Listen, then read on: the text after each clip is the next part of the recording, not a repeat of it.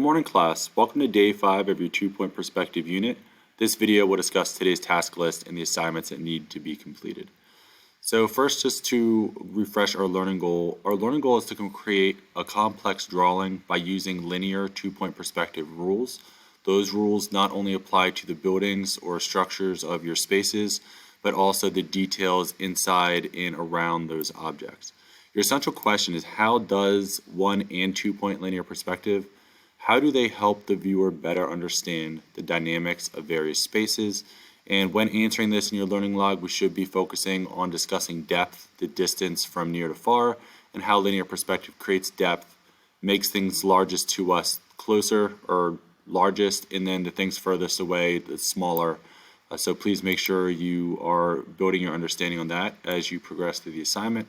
And then lastly, your vocabulary word for today is space, which leads us into our task list.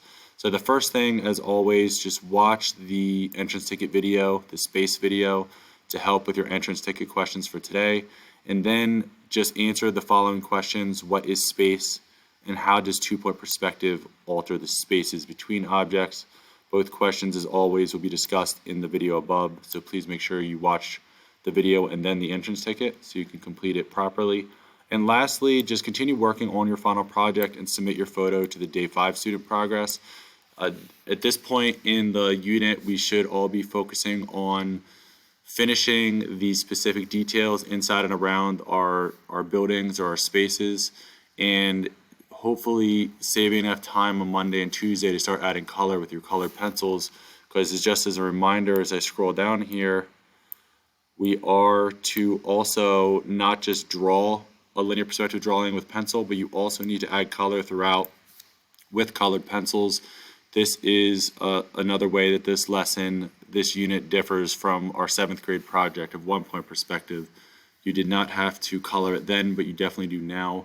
So please make sure you are saving enough time to add color, because I would hate for a student to rush through the coloring process and basically ruin their drawing when you're supposed to put just as much time and effort into the coloring as you have into the drawing. So make sure you finish strong, just like you started.